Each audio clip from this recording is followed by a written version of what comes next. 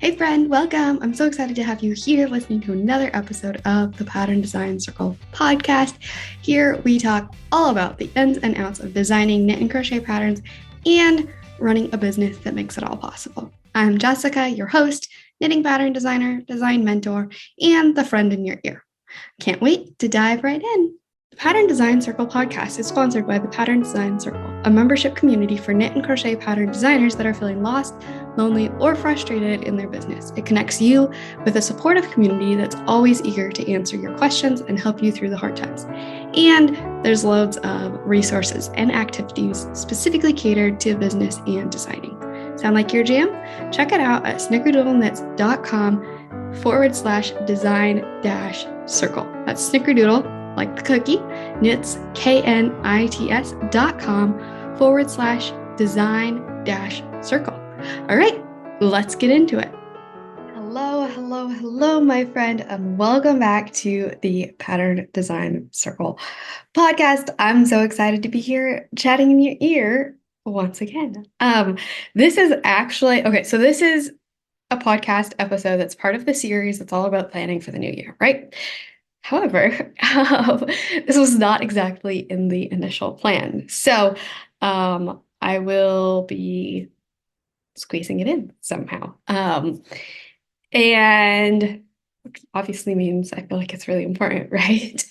I wanted to talk about authentic and aligned business planning and what it means to be authentic and aligned, because that is something so huge that I talk about all the time that I think is so valuable and important, but I don't think we've actually defined it. Maybe I have, like in the context of other stuff. Maybe I have a whole podcast episode about it.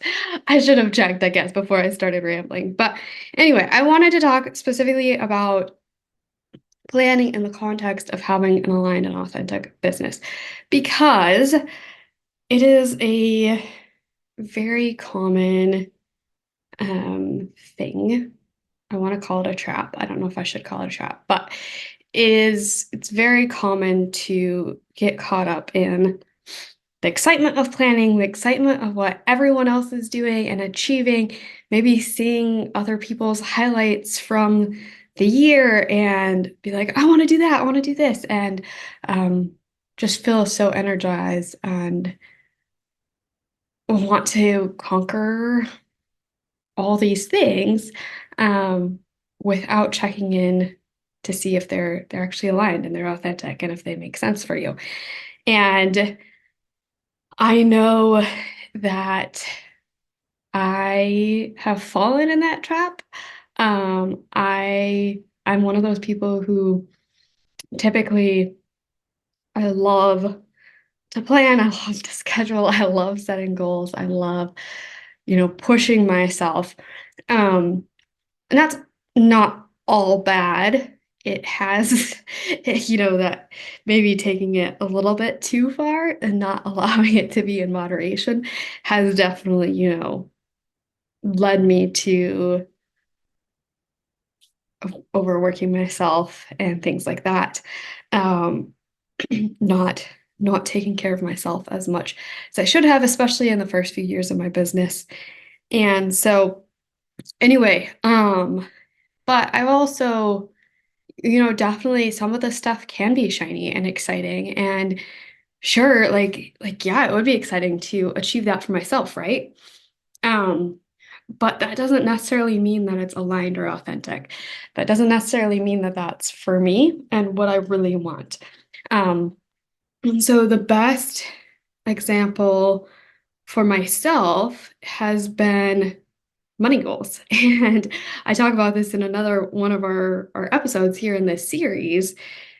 But for me, I've always planned with the final annual revenue in mind.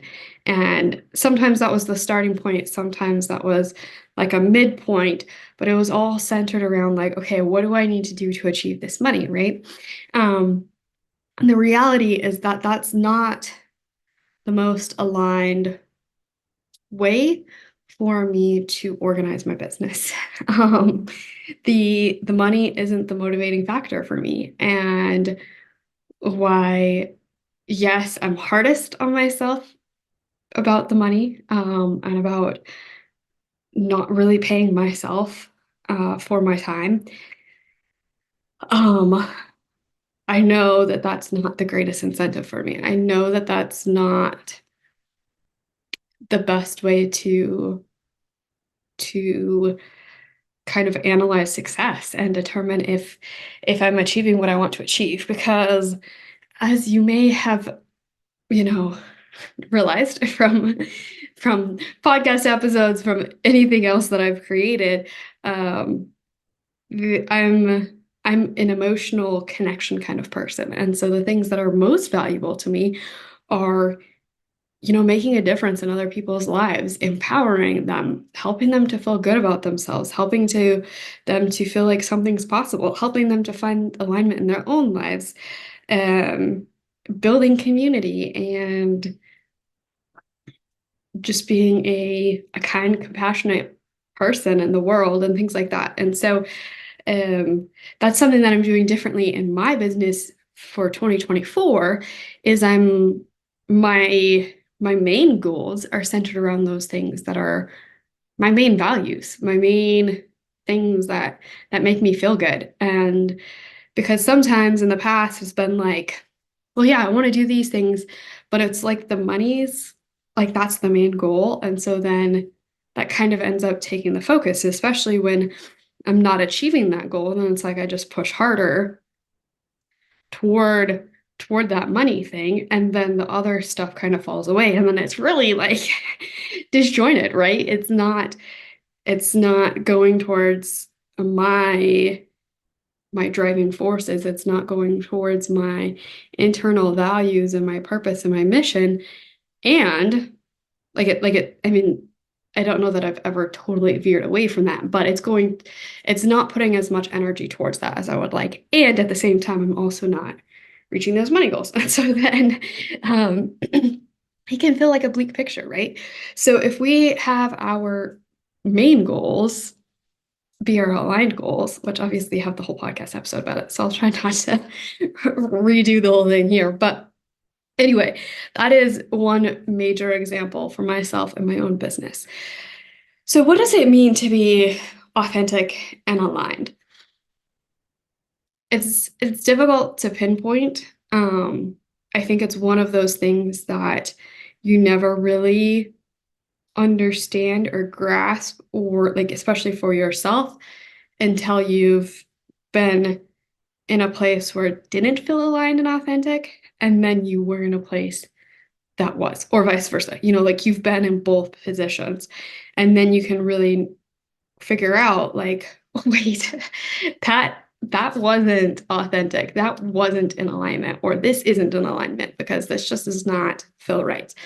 So, for example, I guess some things that can kind of be indicators of if you're not in alignment is if you're doing things just to fit in with other people, or primarily to fit in with other people, I should say. Because a lot of these things are so nuanced, right? I know there's a lot of things in my life where I'm like, oh yeah, this feels good to me, or like, I'm excited about it, I'm energized with it. But later recognize like, hey, the reason I'm doing this is because this is supposed to be what makes me successful, or this is what everyone else is doing, or this is what this person who I really admire does, or if I want to have this life, then, I think I have to do this kind of thing. And it's not so much a thing of, oh, this feels really good. This is truly what I want. This is what feels aligned for me. So, all right. So asking ourselves, am I doing this because somebody else told me to? Am I doing this because I feel like I have to? Am I doing this because this feels like the only option? And am I doing this out of obligation? Am I doing this to fit in? I know that's definitely one of the hardest things for me in one of my previous jobs was how unaligned, inauthentic it felt, because I felt like I had to fit into their mold, especially in perceived personality and appearance. And I knew that just wasn't my personality. I just didn't feel comfortable that way. And so it's kind of this, I guess being inauthentic sometimes feels like fake. It feels uncomfortable. It might feel like you don't fit there, not because of imposter syndrome, but because it's just not the environment or the goal or the mission that actually fits you. Um, I guess we could go really black and white kind of picture if we say you have values that are um, supporting. Okay, let's just do very generic. Let's say you very strongly have political party values, that you're strongly one political party, and then you get a job for the opposite political party. And part of that job is, you know, hyping up this political party that you don't agree with. It's campaigning, it's, um, all sorts of marketing and advertising and all this stuff. Is that going to feel aligned and authentic to you? Um, I would like 99.9% sure say no. That's not, it's just a moral conflict. It's a value conflict for you. It's really kind of faking who you are and doing something for a purpose that isn't you.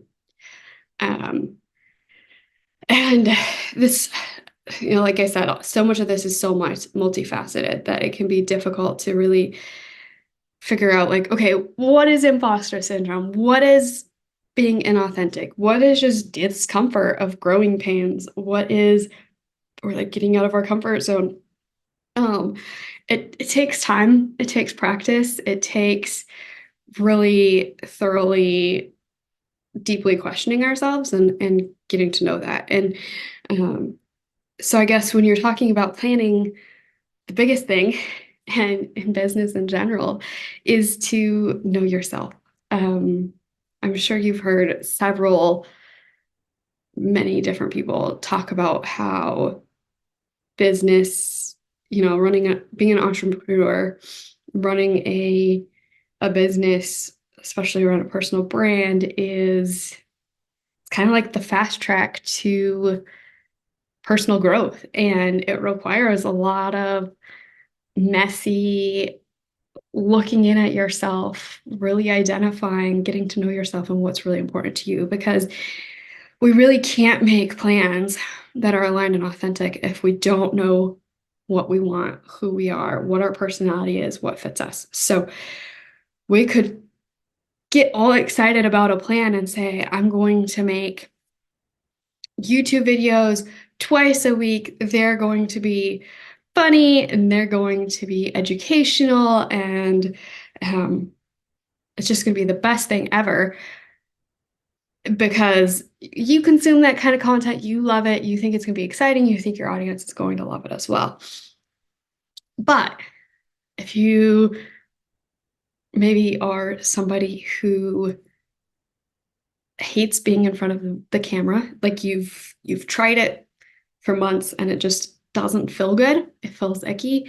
If you're just not a comedy kind of person, you're not a comedian, and that kind of stuff just doesn't flow naturally. It feels like maybe a little bit like nails on a chalkboard, like maybe it just feels like friction, like, rubbing sandpaper against each other. And then that's not going to feel aligned and authentic. That's going to feel really difficult. It might feel kind of miserable. And again, some of that can be fear. Some of that can be like, I just need to get over some fears that I have. I just need to get used to being in front of a camera. I just haven't practiced. But if you've done something for several months and it still just is not feeling right, it's just feeling gross, it's feeling difficult, it's like you're not energized by it, or you're not energized thinking about it. You're dreading it, that kind of stuff. That's some really good indicators that it's not aligned, it's not authentic. And so that's when we really dig in and be like, all right, why? Why doesn't this feel good? Why is it so difficult? Why does it feel impossible? Why does it feel draining? Why am I dreading it? And sometimes maybe it's because of the platform. Maybe it's because of the audience. Maybe it's because of the content. Maybe it's because short form versus long form. Maybe it's because what you really love is writing. And so instead, what would make more sense is blog posts and things like that. Um, and so, yeah, just, you can try things. I think we have to try things in order to find what actually works, what actually feels good. Um, and then as you try things, ask if it feels good. Well, first of all, ask if it feels good. But if it does feel good, ask why. What is it that I really love about this? What is it? What are the elements that just light me up, that make me so excited to do this? That doesn't mean you're going to love it 100% of the time. I don't always have the energy where I'm just like, alrighty, I'm ready to podcast. um, that is part of why I love, doing things in bulk. But anyway, and then if it doesn't feel good, if it just feels gross, it feels difficult, whatever the thing is, ask yourself why. What piece of it is it that's just hard? That's and continue to ask yourself why. Don't just ask yourself why once and be like, oh, it's because I don't like video. All right, now ask yourself why you don't like video. Ask yourself, continue to ask yourself why until you can't anymore. Because so often we respond with maybe a generic answer. Often we don't even understand the truth inside of ourselves. We think it might be because of one thing, but in reality, maybe it's a belief, maybe it's something else different. So ask yourself why. All right. So actually talking about planning, think about the last year in business, think about your last 5 years in business, however long you've been in business. Think about the things that you've done that felt good. Why did they feel good? What what just lit you up about them? What made you feel energized from them? What made you, you know, maybe feel successful about it?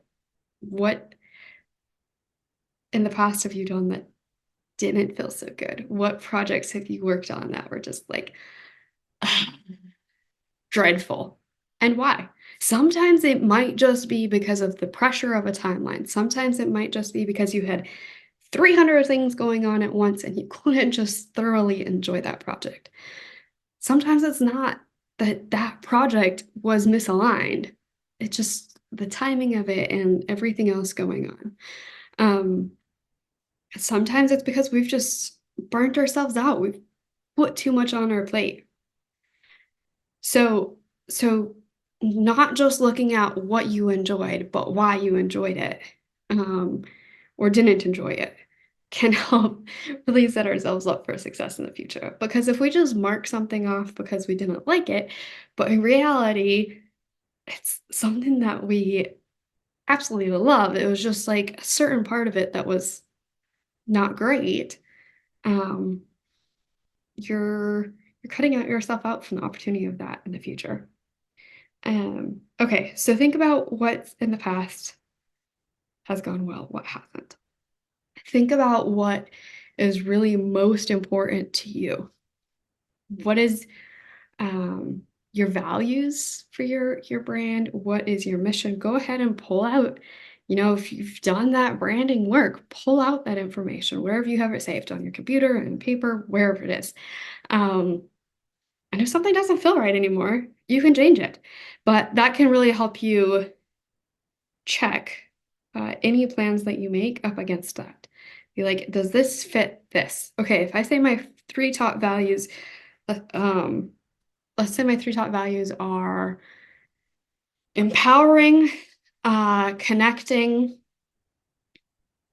and educating. Um, Like that's what my business is about. If I have big goals that are not about empowering, connecting, or educating, do they make sense? Like, is that just me kind of going off on a um uh harebrained idea, just trying to follow some whim, maybe a trend, trying to follow other people? If that is kind of like the focal of my next year or month or quarter or whatever it is, it might not end up feeling super aligned and authentic. So definitely check kind of those places where it doesn't match up, where it's misaligned with those values and your mission, your why, all of those things. And then also, like you could do the opposite way where you look at those values, look at that mission, look at that why, and be like, all right, what are things that I can do to achieve this? What are things that I can do to move forward on this value, to really implement it and to make it a strong part of the next month, quarter, year? And then write out those ideas. Maybe not all of them are going to be amazing. They're not all going to, you might have too many ideas to start with, but they might not all be aligned and authentic. But if you look at that, that's a good place of starting from a mission-driven place, and then really sorting out, all right, what actually makes sense for the time that I have? What makes sense for the bandwidth that I have? What makes sense for all the different things that we're looking at. So alignment and authenticity, it comes up in our business everywhere, basically. So as you're planning, think about just different places in your business, kind of audit and be like, is this aligned? Is this authentic? Is this feeling good? Um, I mentioned your why, your mission, your values. And then we have your marketing. So the platforms you're showing up on, the strategy that you're using, the frequency that you're showing up, the type of content that you're sharing, all that kind of stuff. And then like your actual products. So your designs, if you have a community group, if you teach classes, all those kinds of things. Are those things that you're enjoying? And if we take pattern designs specifically, um, like one example of staying in alignment versus not could be, let's say you just adore cables. You are the cable person. Like all of your designs are cables, cables, cables, cables. That is what you absolutely adore doing. And let's say that you hate lace. You hate knitting lace, you hate designing lace, hate crocheting lace, whatever it is. And some amazing company that you just admire comes to you and asks you to design this big, huge lace project. Maybe it's a lace wedding dress.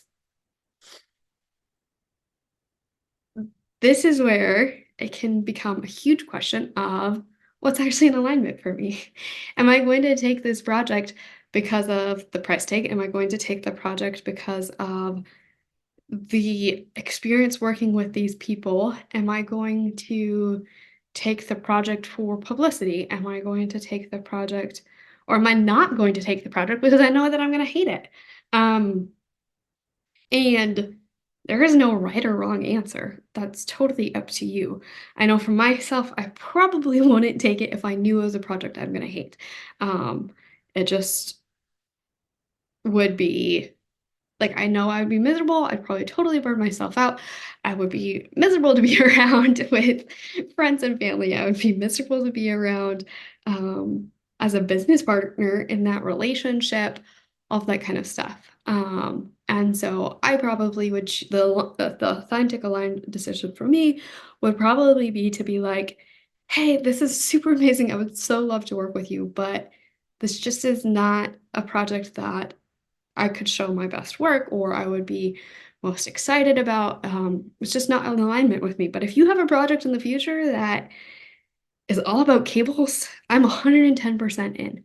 So I would love to work with you, that kind of thing. And from there, you might end up with a project that then you do get something that you're more excited about. Of course, there's also the argument that maybe it would allow you to get your foot in the door. Maybe what's most important to you is working with that company and project. It's like, it's okay. Maybe the price tag is what's really important to you. If you need the money, there's no shame there. But really understanding what is most important to you and following that is what I think is most important because let's face it, I mean, so many knit and crochet pattern designers are not doing this full time, but also so many of us don't depend on it for our income, whether it's partners, spouses, other jobs that we have, etc. We aren't in this business because it's a huge moneymaker. And so I find that a lot of times all the stuff that's money driven isn't the best motivator, isn't the best incentive, isn't the best goals. And so maybe it's something more like what's really going to push my creativity? What's really going to help me grow in this one part of my business where maybe it's like sweater design, things like that. And so as you're planning your year, this can be goals for your business growth. This can be goals for your marketing. This can be goals for pattern designs you want to create. It might be collaborations you want to do. It might be additional streams of income. There's one other thing I was just thinking of.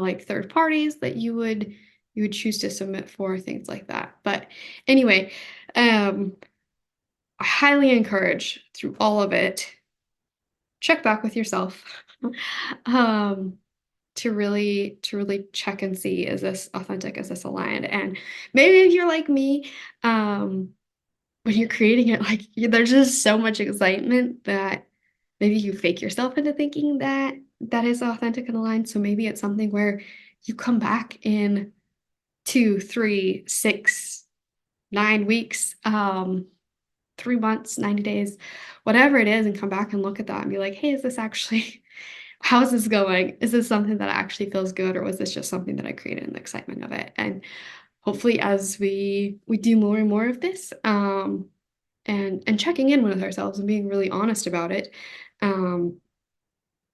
will help us to be more careful in our planning.